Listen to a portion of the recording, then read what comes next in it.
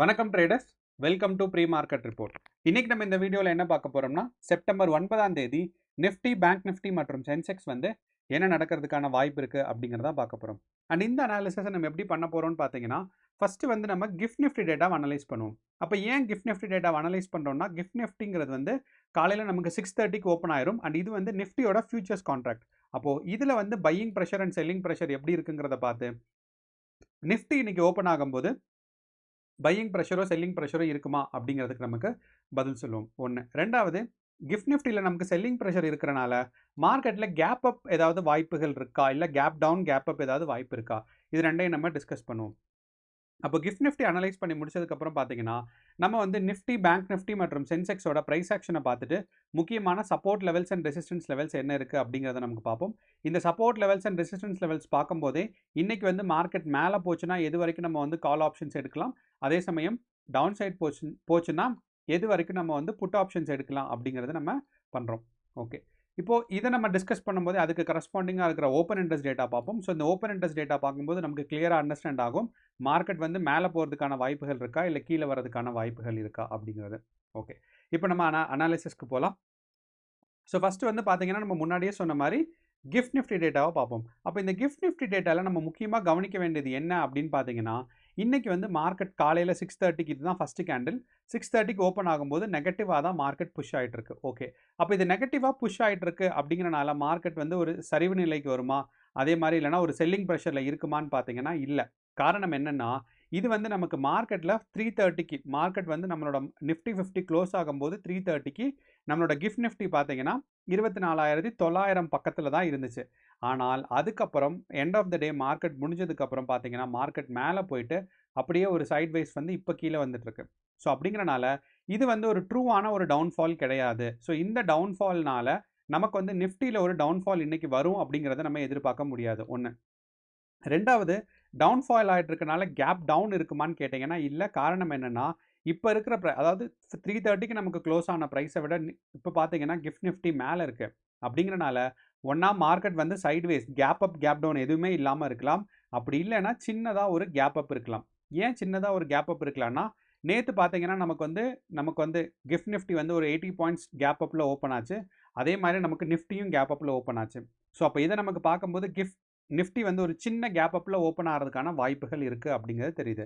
So இப்போ gift நிஃப்டியை பார்க்கும்போது மார்க்கெட் வந்து ஒரு ப்ரைஸ் கரெக்ஷன் ஆகுமான்னா இல்லை, ஆகாது. காரணம் என்ன அப்படின்னா, இது வந்து நேற்று மார்க்கெட் மேலே புஷ் ஆனது தான் இங்கே டவுன் சைட் வந்துட்டுருக்கு. ஸோ அப்படிங்கிறனால 9:30க்கு முன்னாடி கண்டிப்பாக இந்த ரேஞ்சில் தான் இருக்கும். அப்போது நிஃப்டி 50 வந்து கேப் அப் வர்றதுக்கான வாய்ப்புகள் தான் இருக்குது. மார்க்கெட் வந்து ஒரு செல்லிங் ப்ரெஷரில் இருக்கிறதுக்கான வாய்ப்புகள் இல்லை. ஓகே, இது நமக்கு கிஃப்ட் நிஃப்டியை வச்ச. அடுத்து பார்த்தீங்கன்னா நமக்கு நிஃப்டி 50. நம்ம நிஃப்டி 50ல் ஏற்கனவே நம்ம வந்து போஸ்ட் மார்க்கெட் ரிப்போர்ட்டில் சொல்லியிருப்போம். என்ன அப்படின்னா, நிஃப்டி 50க்கு முக்கியமான சப்போர்ட் அண்ட் ரெசிஸ்டன்ஸ் லெவல்ஸ் என்ன அப்படின்னு. ஸோ நிஃப்டி 50யை பொறுத்தளவு நம்ம முக்கியமான சப்போர்ட் அண்ட் ரெசிஸ்டன்ஸ் லெவல்ஸ் பார்த்தோம் அப்படின்னா, ஃபஸ்ட்டு வந்து அட் த மணிலேருந்து மார்க்கெட் மேலே போச்சுன்னா 24,850 முதல்ல கிராஸ் ஆகணும். அப்போ இந்த 24,850 கிராஸ் ஆனால் தான் நமக்கு வந்து 25,000க்கு போகிறதுக்கான வாய்ப்புகள் இருக்குது. ஆனால் இன்னைக்கு வந்து 25,000 போகிறதுக்கான வாய்ப்புகள் கொஞ்சம் கம்மி தானே சொல்லலாம். காரணம் என்ன அப்படின்னா, நம்ம வந்து ஓப்பன் இன்ட்ரெஸ்ட் டேட்டா பார்த்தோம்னா 24,900ல் ஸ்ட்ராங்கான க்ரோத் இருக்குது. கம்பேரிட்டிவ்லி 24,800ஓ 850ஓ 25,000ஓ. ஸோ அப்படிங்கிறனால நிறையா பேர் என்ன நம்புகிறாங்க, அதாவது நிறையா பெரிய பெரிய இன்வெஸ்டர்ஸோ ப்ரோ இன்வெஸ்டர்ஸோ என்ன நம்புகிறாங்கன்னா, இங்கேருந்து மார்க்கெட் ஷிஃப்ட் ஆனால் 24,900 கண்டிப்பாக டச் ஆகும். ஆனால் 25,000 டச் ஆகிறதுக்கு வாய்ப்புகள் கம்மி அப்படிங்கிறது ஒன்று. ரெண்டாவது, அதே மாதிரி அட் த மணியில் இருக்கிற புட் ஆப்ஷனோட வேல்யூ 24,700ல் புட் ஆப்ஷனோட வேல்யூ ஓஐ சேஞ்ச் நீங்கள் பார்த்தீங்க அப்படின்னா ரொம்ப அதிகமாக இருக்குது. 1.2 கோடி சேஞ்ச் குவான்டிட்டியில் இருக்குது. ஸோ அப்படிங்கிறனால இந்த 24,700க்கும் 24,900க்கும் நடுவில் இருக்கிறதுக்கான சான்சஸ் இன்னைக்கு நமக்கு கிஃப்ட் நிஃப்டியில் இருக்குது. ஸோ அப்படிங்கிறனால இந்த 24,700லேருந்து 24,900க்குள்ளே இன்னைக்கு வந்து நிஃப்டி 50 மூவ்மெண்ட்ஸ் ஆகிறதுக்கான சான்சஸ் நமக்கு அதிகமாக இருக்குது. இது நமக்கு பாயிண்ட் நம்பர் 1. அப்போ இந்த ரேஞ்சுக்குள்ளே மார்க்கெட் வந்து ரேஞ்ச் பவுண்டாக இருக்கலாம். ஒன்று. ரெண்டாவது, இந்த 24,800 வந்து காலையில் ஒரு 1 ஹவர் 1.5 ஹவர்ஸில் மார்க்கெட் வந்து கிராஸ் ஆயிடுச்சுன்னா நம்ம வந்து 24,900 எக்ஸ்பெக்ட் பண்ணலாம். ஆனால் அதை கிராஸ் ஆகுமாங்கிறது டவுட் தான். அண்ட் நிஃப்டி 50 வந்து இன்றைக்கி டவுன்ஃபால் ஆனாலும் அதிகபட்சம் பார்த்தீங்கன்னா 24,630க்கு தான் டவுன்ஃபால் ஆகும். அதை விட்டு டவுன்ஃபால் ஆகிறதுக்கான வாய்ப்புகள் கம்மி அப்படிங்கிறத நம்ம சொல்கிறோம். ஸோ இப்போ இது வந்து நமக்கு முக்கியமான விஷயம்.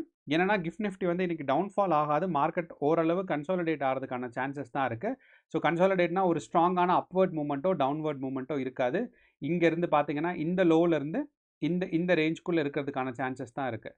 ஸோ அப்படிங்கிறனால கேர்ஃபுல்லாக ட்ரேட் பண்ணுங்கள். ஃபார் அவுட் ஆஃப் த மணியில் கால் ஆப்ஷன்ஸோ புட் ஆப்ஷன்ஸோ எடுக்க வேண்டாம். ஸோ என்னென்னா இன்றைக்கி வந்து எக்ஸ்பைரி டே அப்படிங்கிறனால நீங்கள் வந்து முக்கியமாக இந்த ஆப்ஷன் செயின் நிஃப்டியோக்கு இந்த ஆப்ஷன் செயின் வந்து பார்த்தீங்க அப்படின்னா நமக்கு இந்த ஆப்ஷன் செயினில் டெல்டா வேல்யூ இருக்கும். அப்போ இந்த டெல்டா வேல்யூ வந்து 0.2 எங்கே இருக்கோ, ஸோ பர் லாட்டில் சிங்கிள் ஸ்லாட்டுக்கு, அதாவது சிங்கிள் நிஃப்டிக்கு பார்த்தீங்கன்னா 0.2 எங்கே இருக்கோ அது வரைக்கும் நீங்கள் வந்து மேக்ஸிமம் எடுக்கலாம். கால் ஆப்ஷன்ஸாக இருந்தாலும் சரி, அதே சமயம் நமக்கு புட் ஆப்ஷன்ஸாக இருந்தாலும் சரி. ஸோ இந்த இடத்துல பார்த்த மாதிரி நம்ம எப்படி நமக்கு வந்து ஓப்பன் இன்ட்ரெஸ்ட் டேட்டாலையும் அதே மாதிரி நம்மளோட ப்ரைஸ் ஆக்ஷன்லையும் சொல்லிச்சோ 24,700 அதே மாதிரி பார்த்தீங்கன்னா 24,900 இருக்குது. ஸோ அப்படிங்கிறனால மார்க்கெட் வந்து 25,000 போகிறதுக்கான வாய்ப்புகள் கொஞ்சம் கம்மி தான். ஸோ 24,900 ரீச் ஆகிறதுக்கான வாய்ப்புகள் ரொம்ப சிறப்பாக இருக்குது. ஸோ அப்படிங்கிறனால கேர்ஃபுல்லாக ட்ரேட் பண்ணுங்கள். 24,700க்கும் 24,900க்கும் நடுவில் பொசிஷன் எடுக்கிறது அட்வைசபிள். ஸோ அதுக்கப்புறம் உங்களோட அனாலிசிஸ் படி நீங்கள் வந்து பொசிஷன்ஸ் எடுக்கலாம். அப்போ நமக்கு நிஃப்டி 50 கன்சாலிடேட் ஆகுது அப்படின்னா நம்ம இன்னைக்கு சென்செக்ஸும் கன்சாலிடேட் ஆகிறதுக்கான ஒரு வாய்ப்புகள் இருக்குது. அப்போ சென்செக்ஸ் கன்சாலிடேட் ஆனால் எது வரைக்கும் கன்சாலிடேட் ஆகும்னு பார்த்தீங்கன்னா 81,500க்கும் 80,300க்கும் நடுவில் இருக்கிறதுக்கான சான்சஸ் தான் இருக்குது. ஸோ அப்போ முக்கியமாக பார்த்தோம் அப்படின்னு பார்த்தீங்கன்னா 81,000க்கும் 80,300க்கும் நடுவில் இருக்கிறதுக்கான வாய்ப்புகள் தான் நமக்கு வந்து சென்செக்ஸ்லேயும் அதிகமாக இருக்குது. ஸோ அப்படிங்கிறனால சென்செக்ஸும் இன்றைக்கி ஒரு கன்சாலிடேஷன் ஃபேஸ் இருக்கிறதுக்கான சான்சஸ் இருக்குது. மார்க்கெட் 81,000 பிரேக் அவுட் பண்ணுறதோ இல்லை டச் பண்ணுறதோ கொஞ்சம் டிஃபிகல்ட் தான் அப்படிங்கிறது நம்ம எக்ஸ்பெக்ட் பண்ணுறோம். அதே சமயம் நம்ம சென்செக்ஸோட ஓப்பன் இன்ட்ரெஸ்ட் டேட்டா பார்த்தோம்னா அதோட பிசிஆர் ரேஷியோ பார்த்தீங்கன்னா 0.96 இருக்குது.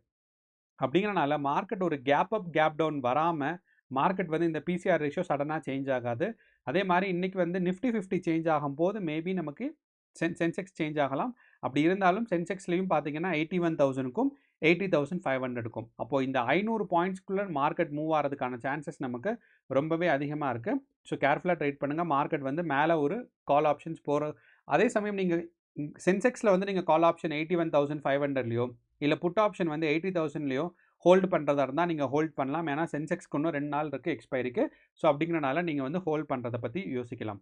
ஸோ அதே மாதிரி நமக்கு வந்து பேங்க் நிஃப்டி அடுத்து பார்த்தோன்னு பார்த்தீங்கன்னா பேங்க் நிஃப்டி வந்து கன்சாலிடேட் ஆகிட்டே தான் இருக்குது. ஸோ மார்க்கெட் ஏதாவது ஒரு சைடு பிரேக் அவுட் எக்ஸ்பெக்ட் பண்ணுறோம்.